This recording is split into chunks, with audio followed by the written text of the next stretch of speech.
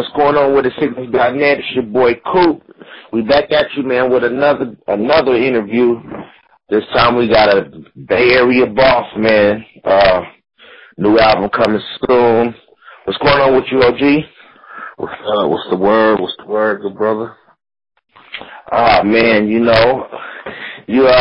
got some good things. Cause everybody you always in the top of conversation when it comes to these West Coast pioneers. So right.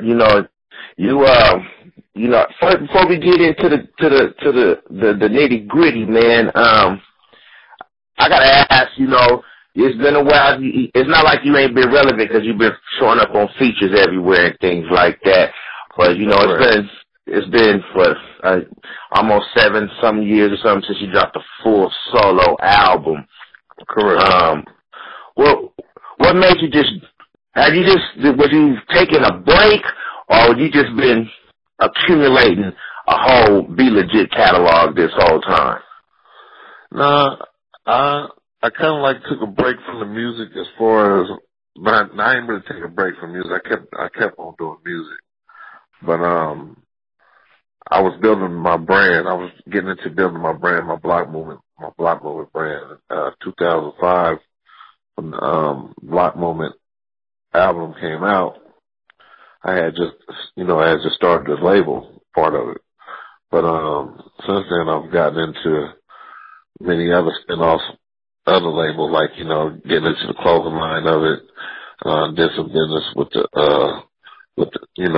music and the marijuana. That's been a big hit lately. That's really one of the reasons that I came back, to stick my nose really back far into it as far as the rapping part of it, because I've been around long enough to watch it change. And you use the music as a platform, but it's just a gateway into other stuff. You know what I mean? So I came back to build the brand. I brought my music game with me, and my two artists that I got, and we're gonna make a statement in that. We're gonna make a statement in this clothing thing, and we're gonna mix into this marijuana business, being that it's pretty much legal.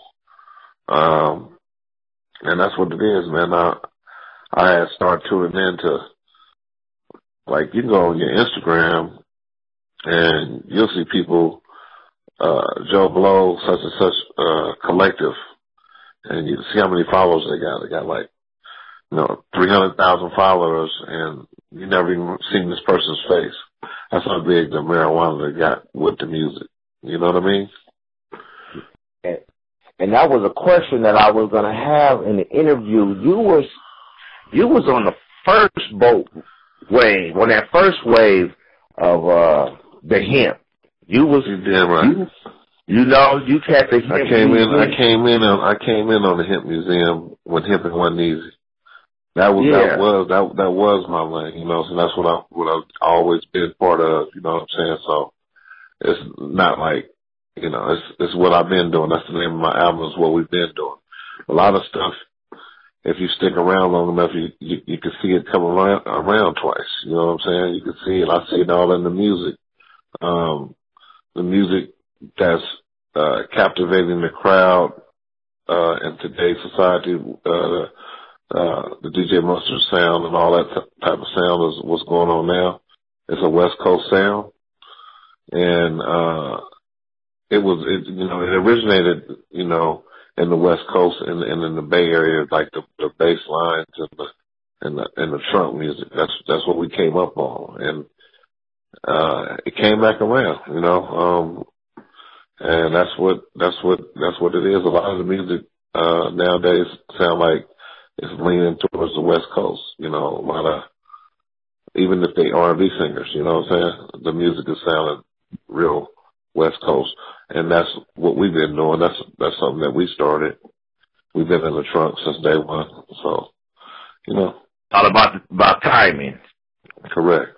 And now they got this thing with this marijuana, man. I done did more shows on the marijuana business than I did in the music, meaning as of lately, meaning like they have what they call meet and chiefs.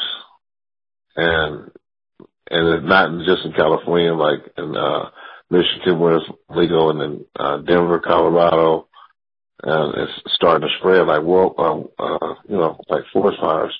And what they're doing is they having celebrities such as myself come in, and they set up their shops. They set up their shops that they have. Of course, it'll be like, if it's not outdoors, it'll be an inside venue, but it's maybe outdoor because it's, you're smoking. It's like a 420 friendly environment. You have people set up their booths, which sell rigs and papers and all kind of gadgets for your marijuana, all kind of stuff, T-shirts, hats, what they call roar glass tips, all kind of assortments for dabbing, trays. And they set those up around the place. They play good music, and they yell free to weed, and they have a good time. And that's a smoker's party. That's what they do now. That's like getting booked for a show. So you've been around, you've been around for a while. So you just seen, like you said, you just seen the music game change. You just seen the weed change. What's your favorite strain right now? Right now I'm on that lemon tree. Lemon tree is my choice of bud right now because it's new. It's what do you call it? It's in demand. It's tasty. I got an excellent high, and it's California. Was born and raised in Santa Cruz. That's where it comes from. So that's the newest thing that I'm on right now. I'm in the process of getting my own strand made right now too, but it just got to be the one. I'm trying to get one of my buddies who invented G13, my boy Ken, to get on the tables and make me something new out of that strain. So we'll see. Stay tuned, man. Man, real big. You're definitely one of the first artists. Yeah, you are the first artist I've ever seen. Since we're talking about weed, marijuana, you put the two blunts together. Make right. the dealer. That's what we called it over here on the West Coast, from where I was growing up at. But now you see these, like you do trends. So now you got brands of blunts coming out, and they got them extendos. Right. Another name for the dealer. That's all. But what it is it's more like it was something that we coined, and when something is nostalgic, it's like you don't name it for you. The people name it for you. The people named that. They call that a dealer. They seen me with it. I put it on the album cover on the Hemp Museum in 1996.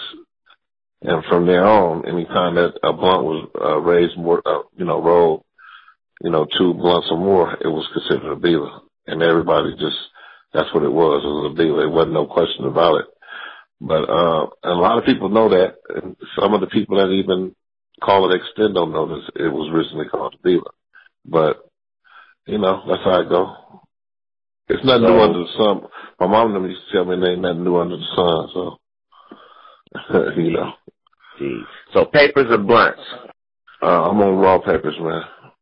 Raw papers. Raw papers. That's what's up, man. I want to go back into the past, man. 1992, man. Click. Down and dirty. Tired of being stepped on. Correct. What was the energy like? How did that song come about, man? That song came about because at that time, we young, what I'm saying, we young coming up off the block. And actually, at this time, like me and 40, we had went to Grambling State University and came back, and we're doing what we're doing, but when we come back, at that time, it was high drug trafficking in California, in the Bay Area. So it was the same thing. It was like, even though we was college students at the time, they treated us like that's what we was doing, selling drugs. If you see, they seen us coming in a nice car, or, you know, we get pulled over, they go through your car, sit you on the sidewalk, put handcuffs on you, you know, treat you like a criminal. And it's like coming from that, and then coming from what our parents had went through with, you know, racial thing, it was like, hey man, look, everybody ain't doing this, man. We tired of being racially profiled. So that was our struggle then, and we just wrote about it. That's all. That's what made rap real at the given time. You write about situations that was at hand, that was going on. Like, that was our, what we call, I guess, in a nice way, fuck the police. So. And then today, man, 20 odd years later, 50 years later, the same thing going on. Even worse from now, they just shoot them just because, you know, you're trying to get away from it. They don't even want to put the exercise in and try to chase after the nigga down. They just pull the gun out and whop you. You know, and call it self-defense. You know how it go. Man, I got a lot of questions from, I got a couple questions from, Cygnus member Thomas Ivory. Okay. He want to know what's your favorite Click song out of all of y'all have done. Be About Your Paper. I love that song. Be About Your Paper. Okay, same member. He want to know, you know, you've done a lot of recording, man, over the time. What you want to say, maybe over 100 songs to date? Right. I would say more than that, but yeah, for sure. Okay, but more than that. Okay, right, indeed. Who was your favorite producer to work with? Favorite producer, it would have been, out of all time, it would have been Studio Tom. Would have been my all-time favorite producer, but he did a lot of my earlier stuff, and I felt like Tom, he was a one-man band, one-man shop, and he actually did music versus beats. A lot of things have changed over the years. A lot of people, you know, they do beats. We used to do music, you know, to where, you know, you would feel sometimes the music could just play and you could just feel, you know, what was going on through the music. Using bass lines and melodies and live guitars and, you know, real live drum players sometimes, and just, you know, making it musical, actually mimicking like the 70s and the 80s sounds of like, you know, Kool and the Gang, and, you know, there was a lot of samples and stuff sometimes going on that we was doing and replaying. And, it was just more physical versus beats. And then he was a one-man band to where, you know, a producer learns your style of music, you know, and he knew like, hey man, you know, we're going to use your voice as an instrument. So we're not going to put a lot of music. We're going to base your stuff around drums and guitars and use your voice. And he did that a lot with my music. And he knew how to bring the best out of me with sounds would do it. And that's what I think all producers should do. Like a lot of producers just make music. They'll be making music and send it off, and whoever get on it, that's cool. But what we used to do, we used to have to put in the time, actually sit down and, you know, go through the sounds and go through the music, and, you know, I actually put in on it like, oh yeah, take that out and use that one. Oh, okay, well, so we build it together. And the music that we built together became classical music, meaning you could play it to this day, like City to City and, you know, Hurricanes and stuff like that, and people still become, and like, man, yeah, that's timeless music. We made a lot of timeless music in them days. Yes, sir. Yes, sir, you did. Yeah. Yes, sir, you did. You know, I know you've probably been asked this question many times, but they asking here, has there ever been recorded, have you ever recorded a E40 and Be Legit album? We got one right now that's recorded. Now, it's been songs that you done heard that came out on 40 album or may have came out on my album that were the beginning or the makings of an E40 Be Legit album. And instead of letting them get old, we just snatched them up and put them on, a lot of different albums that came out through the years. But this time around, like we 75% done with this thing, and we're really gonna put this one out. You should really know we're putting it out now because my album is actually coming out. So this is really gonna happen this time. A Click album too? Yes, gotta do that. We owe that to the fans. That's what started. That's what started the whole, thing. And I mean, for somebody to stick with you this long, like, there's a lot of people now. I'd be going to the club like, yo, man, I'm 32 years old, man, but, I had your CD, man. I was going to high school and they still hungry for that music. Like, nobody's making music for that group of people no more. And sometimes when sometimes it shouldn't have no age on it, but sometimes, like, when you get a little older, people don't really like listening to, the kiddie music. You know what I'm talking about sometimes? Right. I understand what you're saying. Yeah. Yeah. Not to diss nobody, nothing like that, but, sometimes people want some music that they can listen to on some grown up type thing. Mm-hmm. Something with a little bit more substance than the rest. Correct. Let's jump into this new album, man. What we've been doing. What we've been doing. April 14th. Is that April 14th, correct? Yeah, that's correct. That's next Tuesday, 14th. Is that just digital or is that hard copies too? No, I have to do some hard copies. I understand about the whole digital movement and everything, and I'm with it. Been transferred over to digital myself, but you still got to give the hard copies for the original people who like to still go, to the store and get it and look at the CD and read the credits and stuff like that. You got to have those type of people. So it's digital and physical. You can go pick it up at Best Buy. That's dope. Who are some of the producers you worked with on this project? I only worked on with two producers on this project. And one is my in-house producer. His name is Ted Digital. And he did like 90% of the album. He probably did the majority of the album. And I did that on purpose because I wanted to try to, mimic and vibe out with one producer and see if we can come up with that same chemistry. That was once done before. And, so we did that type of thing, and I just want to stick with that one basic sound. But other people that's on the album that produced was, the Mechanics.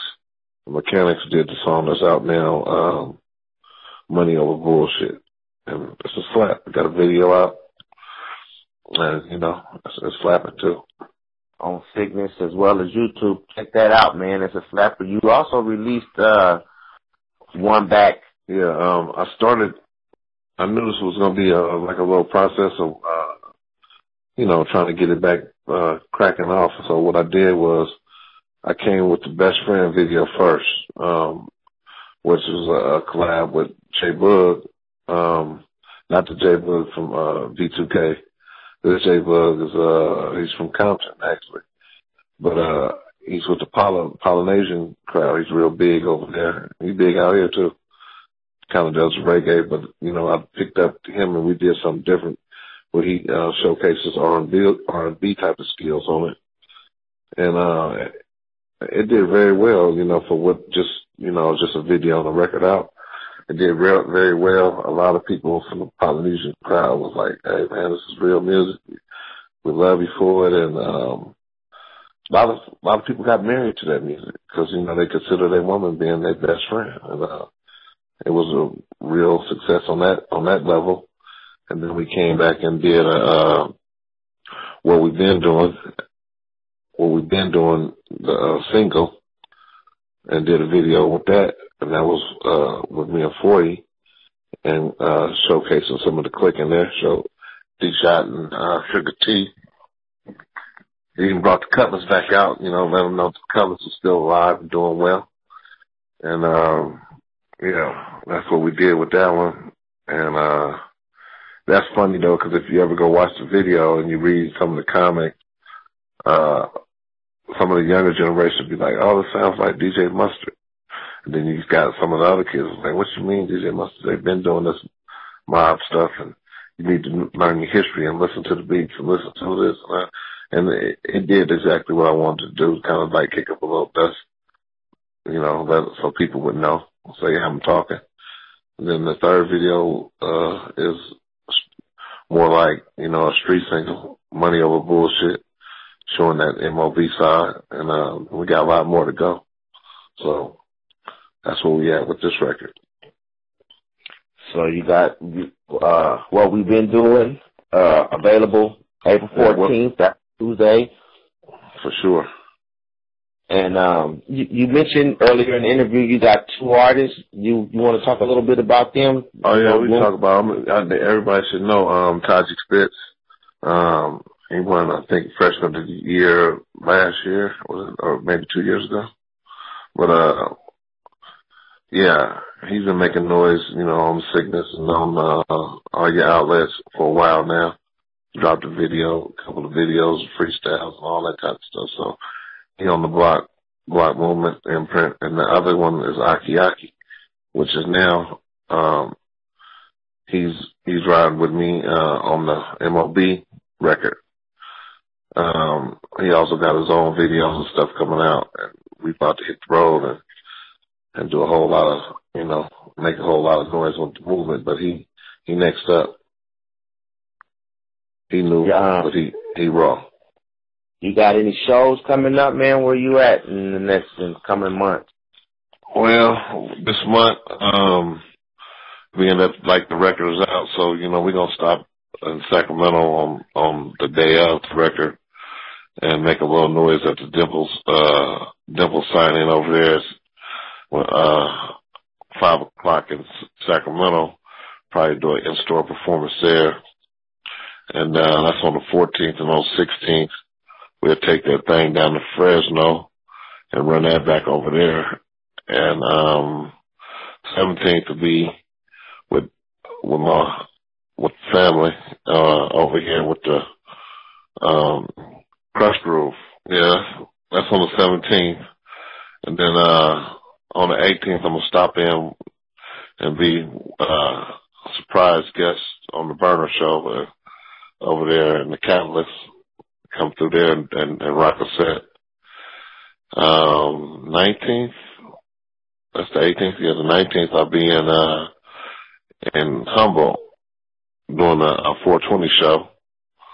And then on the 20th I'll be in Richmond, where we're going to be docking this like a private yacht. We're going to do a 420 show on there.